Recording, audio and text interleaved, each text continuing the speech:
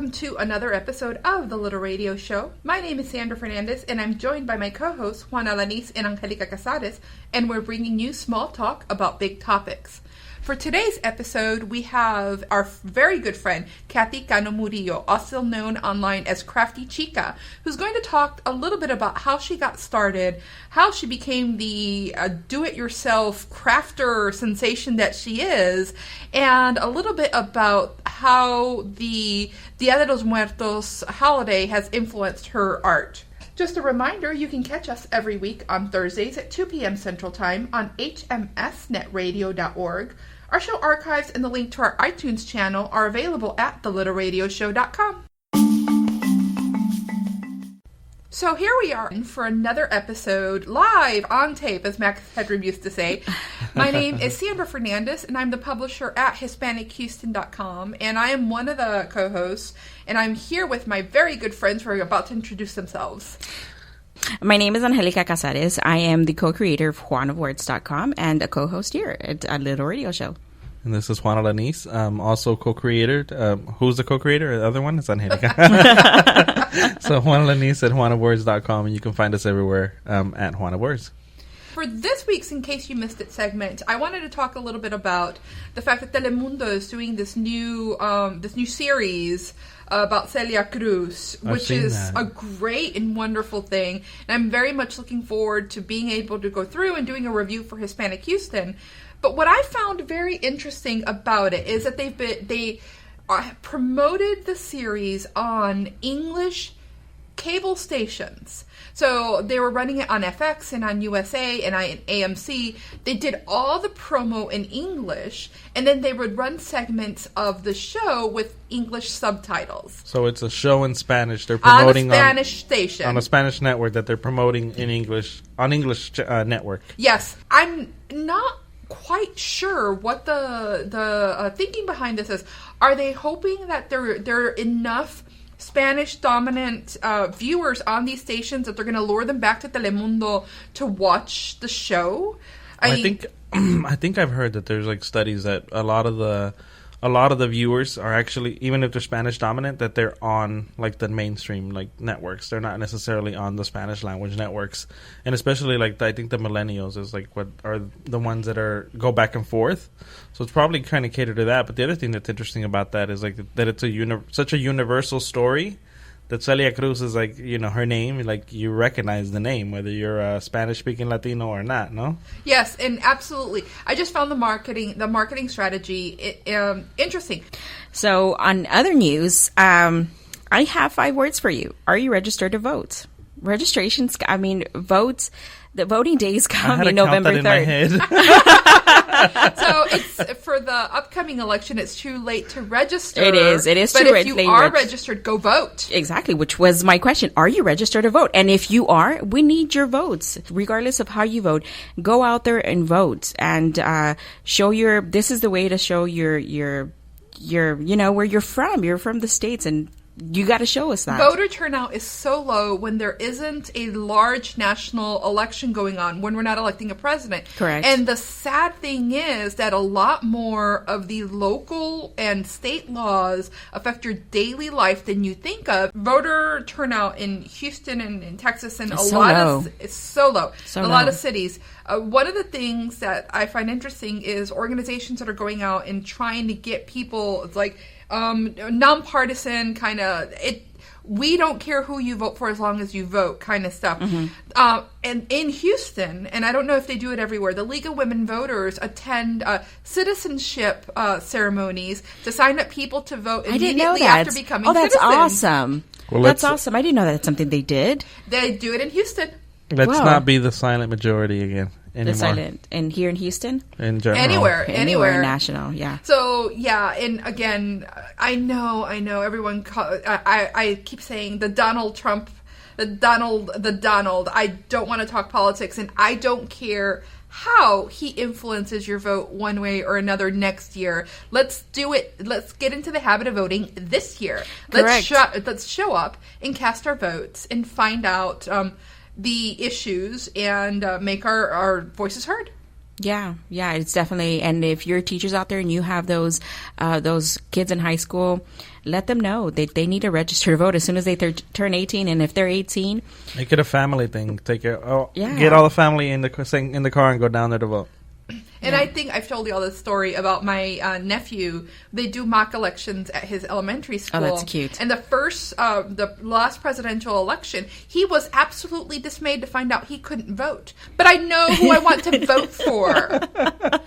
I won't know who I want to vote for. What do you mean I can't vote? I have to wait till I'm 18. He was appalled beyond words. He was an informed voter, and he was disappointed that he wasn't able to vote. So don't be shown up by my 8-year-old nephew. Go out and vote. Yes. If you're just tuning in, this is the Little Radio Show bringing you small talk about big topics on hmsnetradio.org. Our guest today is the infamous, I would say, Crafty Chica. She's known online as Crafty Chica, and her first name is Kathy, but and I always get a kick out of being able to say Kathy instead of Crafty Chica because I'm like, I know her. But if you're not familiar with, you probably are living under a rock.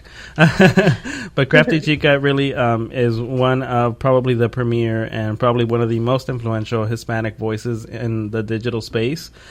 She has her own line at Michael's for her crafts, and she does a lot of DIY and crafts. And she's a published author of several books, and she even has a cruise where people go on a cruise with her for several days, and they do crafts and they do DIY projects. And so we are very thrilled to have Kathy on the line with us today, and to tell us a little bit more, just to talk in general about her story and to share with us, how she kind of got started. So welcome, Kathy. Hi, thank you for having me. I don't have that button where they do that applause thing. I still want it right now. Okay, I'll do it for you. So, Kathy. It's an honor to be here. I love all that you guys do. I mean, you keep it going, and that's what it's all about. So, big hug. Well, thank you. And I think that, that's one of the things that we've always been impressed with. I think, and I speak for the group here, is the fact that you as an individual have really built an empire and really built a huge community of people who follow you and who believe in the work that you do. And so I wanted to start the conversation by asking you a little bit about how you started and how you knew that the digital space was where you wanted to build this community. Well, the main thing is that I have always embraced free resources.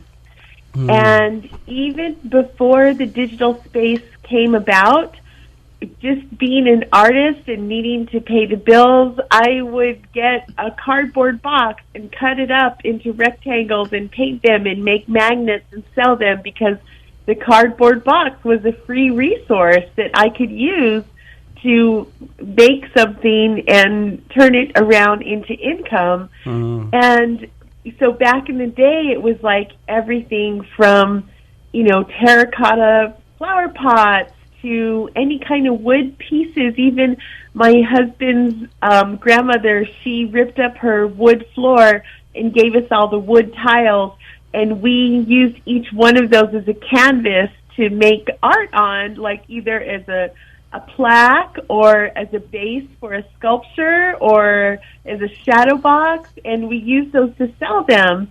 And it's just been that survival kind of thing of just always embracing free resources.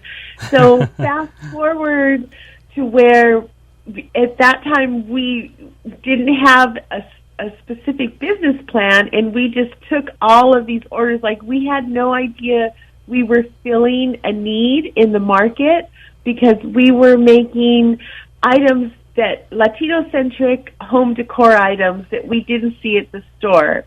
And we didn't want, like, stereotypical tchotchkes. Like, we wanted cool stuff, so we made them. And we ended up with 300 wholesale accounts from museum shops and gift stores and chain stores. And that got to be way too much. Like, even though it felt good to know that we hit a nerve on the market, we just couldn't keep up with it. We didn't know how to expand our business. And I went to work for the newspaper. And That's what I was going to say, because I know a little bit about your story, and I know that you were a journalist before as well. Yeah, and so, but the one thing, another tip, aside from embracing free resources, is to, if you have to take a job to support your income or provide income, make it in an area that you love and that you want to learn in, and that will help with your big picture. And so for me, I love making things and I love writing.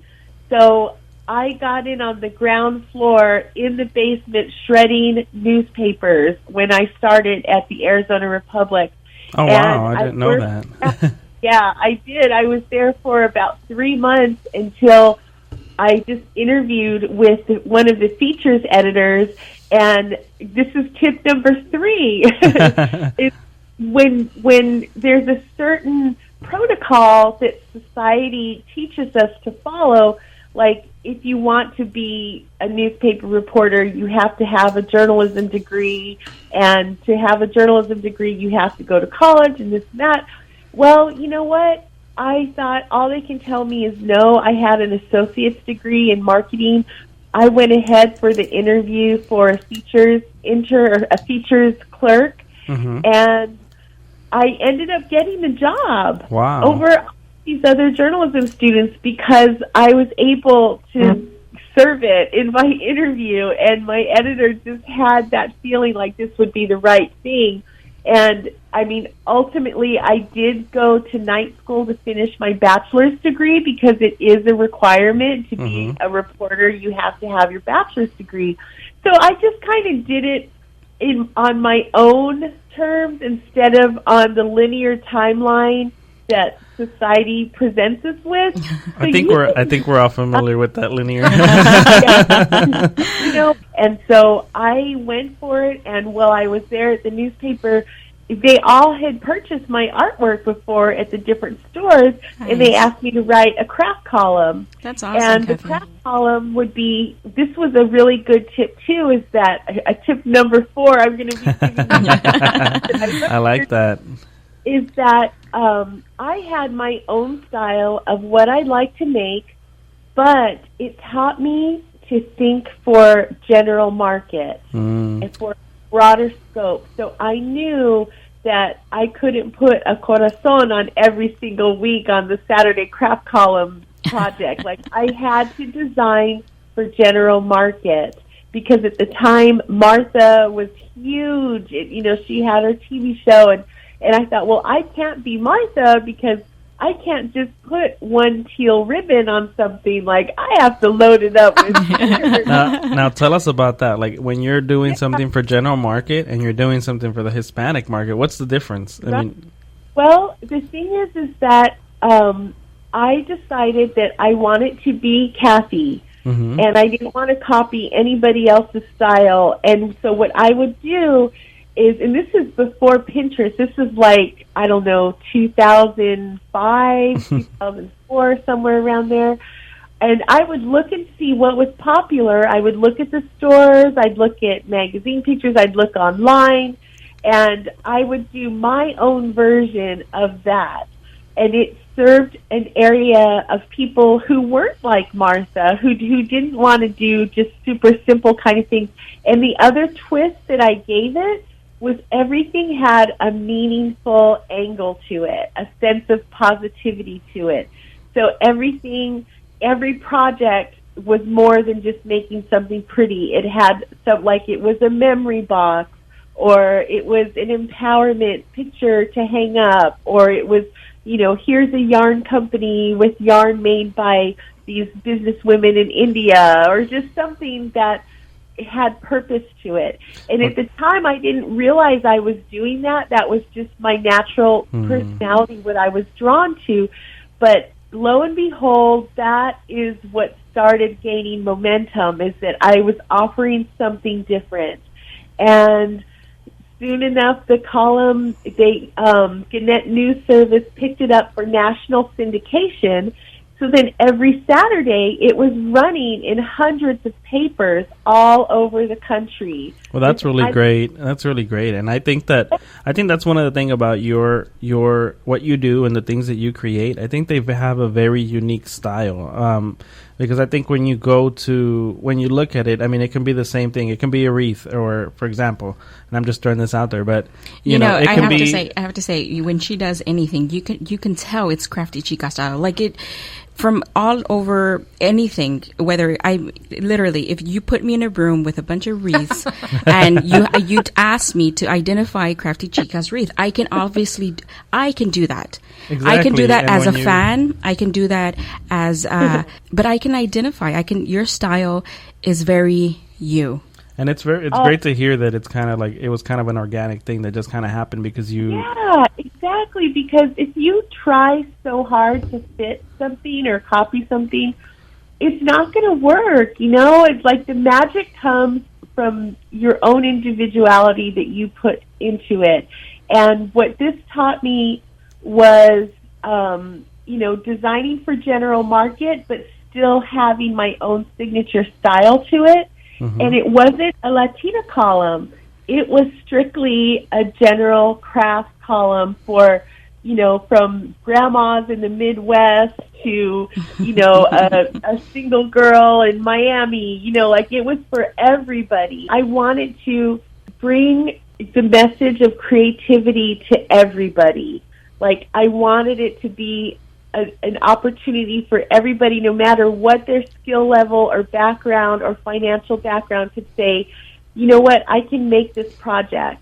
Like, I see it now, Kathy. You know what you're selling? Yeah. You're selling inspiration. Yes, exactly. And it's universal. Mm-hmm. As far as the Latina part, that's an automatic. That's me. I'm the creator of these projects. And so I didn't have to push the Latina part because they could see that in my name or in my picture or whatever. So that, and it wasn't at the time, that wasn't the focus of the column.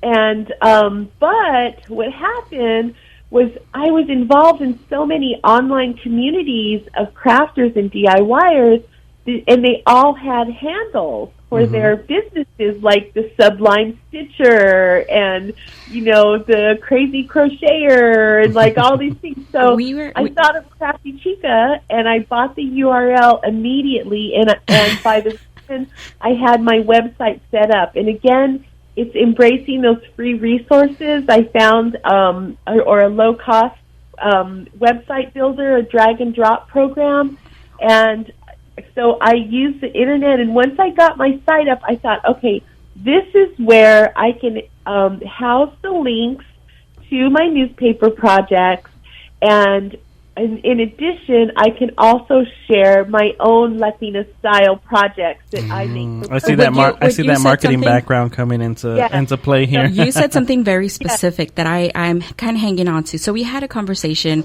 with another influencer, which I'm sure you're familiar with, Sweet Life Bake Vianney, and she talked about community, how the online community kind of was a catalyst to inspiration. Not only that, but her opportunities kind of opened. They broadened. Would you say, and to tell me how important that community building was?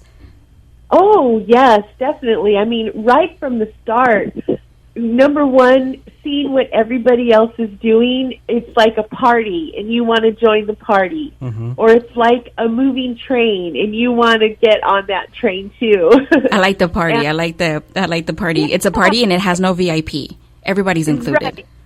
And so everyone has something to offer, and it's all about sharing ideas and helping each other out, because back then we didn't have Facebook. Like, MySpace was barely starting to come out, and so what we would do is we would comment on each other's projects on their blogs. We would share, links with our friends or click on links and just all of that. I mean, that was really cool, because then we all helped each other out with MySpace. And then it was also saying, hey, you guys, we need to get on Twitter. Mm-hmm. Twitter, I remember my friend Margot, she called me and she said, okay, you need to get on Twitter today. And I'm like, oh, man. She goes, I think this is going to be something really big. And then just, a couple weeks ago, I called her and I was like, you need to get on Periscope. I like that. Now, Kathy, you are doing phenomenal stuff on Periscope. We all still stay in touch because it's free. It's a free resource. And now, like just yesterday, I was giving a marketing presentation to small business owners. And at first they were like, oh, I don't want to embrace this new technology. And I go, stop saying that. Look at it like it's a new opportunity to reach people. So every time there's a new platform out there, I get excited because I'm like, wow, it's a whole new community to hang out with. And not only that, but you encounter new people on these other platforms. It's not sometimes there's no problem with the same interactions that you have because those are golden. Those are the ones you want to hold on to. But you also want to expand, and on these new platforms, you get to expand and meet new people. Yes, and you have to. That is part of. That's part of the business. Yes, is embracing new and bringing new people into things. For those of you just tuning in, this is the Little Radio Show on hmsnetradio.org. One of the reasons I was so excited to have you on is that Dia de los Muertos is coming up, and there's a lot of Dia de los Muertos inspiration in the projects that I see that you do, not just in October, but throughout the year. Can you talk a little bit about the importance or the why this has such an influence on your work? Well, the biggest thing is spreading education about it because it is a big part of our culture and it's getting so popular. And I feel like us as the Latino community or just people who appreciate and know what the tradition is about, I kind of feel like it's our duty to own that space and be the educators of it and be the examples of how to do it right. I am so much nodding in agreement with you, Kathy, very much, to taking ownership of it. Yes, delivering the message. And so I try my best with all my tutorials to explain what it's about and to share information and to take ownership because we know it's like out of control now. Yes, it is. I know. I walked into Walgreens the other day and they had like a, when they put you on those side things, like right when you walk in Walgreens, they had very much inspired Dia de los Muertos thing, and I didn't know what to do, so I took a picture. The thing is, I mean, it's good that everyone is loving our culture right now. Like, it is in the spotlight. We're bringing this sense of beauty to everybody, and they are paying attention. So it's our job to make sure that they know what it's about. And, I mean, I talk to teachers who talk to other teachers who have to say, okay, this isn't a Halloween lesson plan. This is something separate. And her teacher, the other teacher is like, oh, you need to chill out. And she's like, no, I don't need to chill out. Like, this is serious. Well, it is. It does feel like in 10 years, no one's going to remember what Dia de los Muertos started out as. It's going to be Halloween. Well, see, that's why it's so important that we have to take ownership of it and share the education behind it. You're right. So in 5 years, when they search online, when they're searching for Dia de los Muertos online, you're right. We need to be some of those options that come up to learn more about it. I mean, you do it in such a wonderful way where you use these charismatic words and these brilliant collaboration, these focus on these colors, and you do that so well. But not only that, Kathy, you're doing a well job of explaining what it is. I think that instead of getting mad about things, we should get excited and find a way, make sure that we own it and teach the education behind it, teach the history behind it. Yeah. And because you can't, it's not good to be mad all the time. It's not going to change anything. It's not healthy for you. It's not healthy for the community either. Turn it into an opportunity. it's not going to change. It's not going anywhere. It's going to keep growing bigger and bigger. And I mean, that's why every year I get an early start, and I, start with the education of it. And this year, me and a friend of mine, another Latina blogger, we did a meaningful Dia de los Muertos blog hop, where we were like, okay, we're going to do this. You want to give her a shout out? Who is she? Project. Vanessa Brady. Her site is Tried and True, triedandtrueblog.com, and we have it all happening right now. She was her idea, and she contacted me oh, we should do this, and she's like, there's so much out there, let's do a blog hop with all, some meaningful stuff behind it. And so I thought that was a really great idea. And another thing that I did, I looked at my search terms on my site for what was bringing people to my site, and one of the top ones was Dia de los Muertos Craft. So I went and I bought the URL Dia de los Muertos Craft.com. You were named one of the most influential Hispanics on Mashable. Were you not? I know, that is so I need you to gloat a little bit. This was awesome. Oh, and that must have been a hard category, because there's a lot of social media superstars out there. Kathy. So I was really honored. That was really cool. That I mean, I will never forget that. So yeah, I just about fell over when I saw that. Well, that's very well deserved, I would say, Kathy, and congratulations. But I think thank you. I think one of the things that's most admirable about you is that you're always so graceful and you're always so positive in terms of, so humble. of the things that you do and the work you do. You're always very positive, and I think that's one of the things I admire most is that you always try to put the work that you do and the community that you represent in a very positive light. Oh, thank you. And I always put it like that when I talked earlier about wanting to be of service to the community and providing creativity and inspiration or whatever. That's my first and foremost priority. I never enter those contests of vote for me for this, or I don't do stuff for contests or to win anything. That is not my goal at all. To me, the win is just having people click to read the articles, to share them, to make something. Kathy, I know you have such a busy day, and for us to keep taking up more of your time, it would you're going to start charging us and be like, guys, I can't stay on the phone with you all damn day. Now, we could keep you here all day, but I do want to close by asking you, I know you were giving us some tips earlier, but I would ask you, what's the one piece of advice that you would give to anybody out there who's looking to build their own business or looking to follow their dream? What's that one piece of advice you think?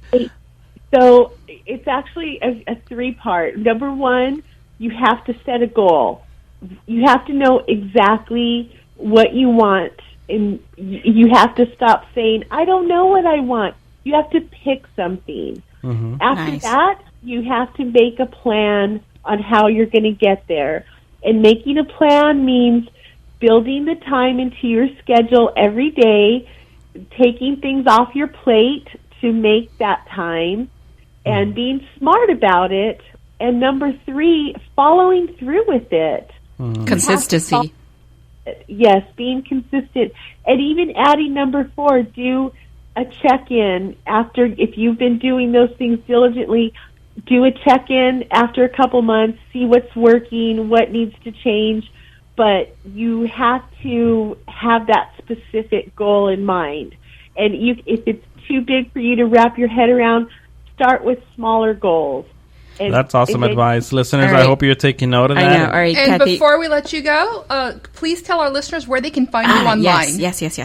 Okay, so my website is craftychica.com, and you can find everything there. I have a new site called Mucho Motivation, where I have some motivation tips and for public speaking. And you can watch my YouTube videos on Crafty YouTube. So I'm all over social media as Crafty Chica. My favorite right now is Snapchat. Mm-hmm. I'm all on the Snapchat bandwagon. You're killing it. Behind the scenes of everything. But thank you so much for having me. This Thank you, really Kathy. fun. Thank you for joining us for another episode of The Little Radio Show. We invite you to check out our iTunes channel and leave us a rating or a review. You can find the link to our iTunes channel at thelittleradioshow.com.